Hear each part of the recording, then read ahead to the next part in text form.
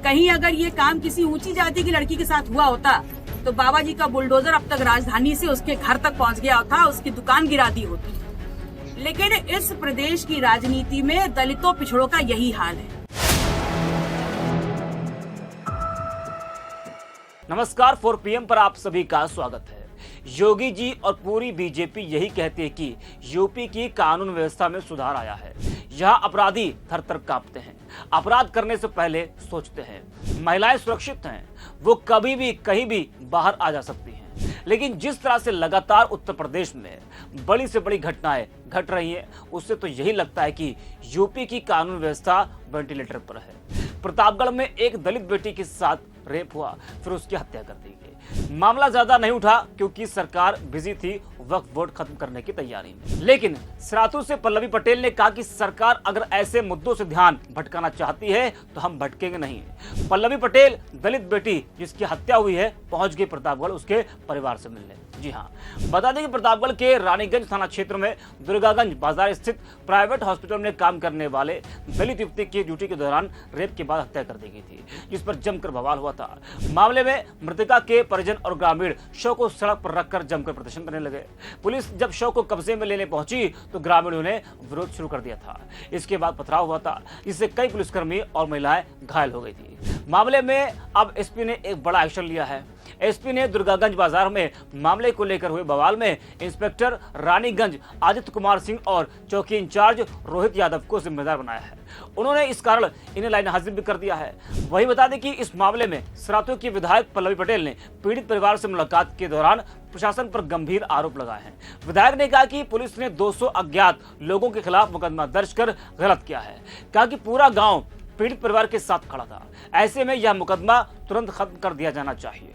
पटेल ने प्रशासन पर पक्षपात का आरोप लगाते हुए कहा कि दलित और पिछड़ी जाति की बेटियों की इज्जत प्रशासन के लिए मायने नहीं रखती है। उन्होंने कहा कि अगर यह घटना किसी सवर्ण बेटी के साथ हुई होती तो लखनऊ से बुलडोजर चलकर आता और आरोपी का घर गिरा दिया जाता। जरा आप भी सुनिए पल्लवी क्या कुछ कह रही है। ये सर्वप्रथम जब आज मैं पीड़ित परिवार से मिली हूँ तो मैंने ये प्रयास किया कि मैं इनके मार्फत जो भी समझ जानकारी है वो इकट्ठा करूँ, और जितना भी पीड़ित परिवार ने मुझे बताया उससे ये बात तो बिल्कुल क्लियर हो जाती है कि पुलिस का जितना उतावलापन इस केस में लीपापोती करने में नजर आ रहा है, अगर उससे ज्यादा उतावलापन और सक्रियता इस लड़की को और इसके परिवार को अगर न्याय दिलाने में दिखा देते तो मैं समझती हूँ कि जो इस गांव के समस्त लोगों ने इस पीड़ित परिवार के साथ खड़े होकर के संघर्ष करने का जो एक प्रयास किया है अब तक न्याय मिल गया होता। लेकिन पुलिस क्या कर रही है, उसको नया मोड़ देने का काम कर रही है। कहीं अगर ये काम किसी ऊंची जाति की लड़की के साथ हुआ होता तो बाबा जी का बुलडोजर अब तक राजधानी से उसके घर तक पहुंच गया था, उसकी दुकान गिरा दी होती। लेकिन इस प्रदेश की राजनीति में दलितों पिछड़ों का यही हाल है। बात करते हैं महिला और लड़कियों की शिक्षा और सुधार की, उत्थान की, और देख लीजिए जो लड़की लड़का बन करके अपने परिवार का भरण पोषण कर रही थी उसके साथ क्या हुआ। पूरा परिवार नामजद बता रहा है कि फला फला लोग शामिल हैं।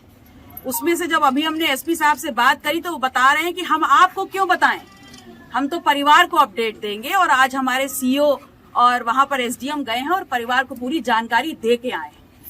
तब मैंने उनसे कहा कि उनकी माताजी और उनकी बहन, कोमल की माताजी और बहन मेरे साथ बैठी हैं, आप स्पीकर पे हैं, आप उनसे बात करें और उन्हीं से सुन लें कि उनको परिवार को कोई जानकारी दी गई है या नहीं दी गई है। और बाकी बात आप, ये बिटिया बैठी है, इनकी माताजी बैठी है, आप इनसे पूछिए कि एसपी साहब क्या बोले हैं। एसपी साहब ने क्या कहा आपसे? मैं अभी फोन लगाई थी तो एसपी साहब ने बोला यहाँ जो रोज मतलब नेता आते हैं 2 दिन आएंगे, 4 दिन आएंगे, फिर इसके बाद कोई आएगा नहीं। यही मतलब राजनीति वो लोग करने आते हैं, जो करूँगे मैं करूँगा, सब राजनीति करके चले जाएंगे। जब गांव की ही एक काबिल लड़की जिसका कोई दोष नहीं है और अगर वो सकुशल घर से जाती है और लौट करके उसकी बॉडी आती है तो निसंदेह आक्रोश होगा, पूरे गांव में था। और गांव के लोग इस परिवार के साथ खड़े होकर के न्याय की गुहार लेकर के गए थे। और उस न्याय की गुहार के रास्ते में ये किया गया है कि परिवार की महिलाओं को जो मेल कांस्टेबल्स थे, जो पुरुष कांस्टेबल्स थे, उन्होंने मारा पीटा है। आपकी महिला पुलिस कहाँ थी? अगर वो कुछ गलत भी कर रहे थे तो आपकी महिला पुलिस कहाँ थी? और उस पे लीपा पोती, सबसे बड़ी बात है कि प्रतापगढ़ के कप्तान कर रहे हैं। अगर कोई जनप्रतिनिधि है वो आ करके परिवार की तरफ से कोई सवाल पूछ रहा है तो आप ये बोलेंगे कि हम लोग राजनीति करने आए। तो राजनीति तो हम हैं ही, राजनीतिक तो हम हैं ही, इसमें क्या गलत है? लेकिन अगर परिवार के साथ खड़े होकर के कुछ सवाल पूछ रहे हैं तो गलत कर रहे हैं। अगर आप सही हैं तो आज जहां आपका सीईओ और एसडीएम यहां पर आए और एक पट्टे का पेपर देके चले गए, उन्होंने परिवार को जानकारी क्यों नहीं दी? आज 7 दिन हो रहे हैं, पोस्टमार्टम रिपोर्ट क्यों नहीं मिली परिवार को? ये सबसे ज्यादा अहम है। इन्होंने 6 लोगों का नाम दिया है, अभी तक 3 लोगों की गिरफ्तारी हो रही है, बाकी 3 क्या कर रहे हैं? जिस अस्पताल में वो लड़की, वो कोमल कार्यरत थी, उस अस्पताल के खिलाफ क्या कार्रवाई की है, ये एसपी साहब क्यों नहीं बता रहे?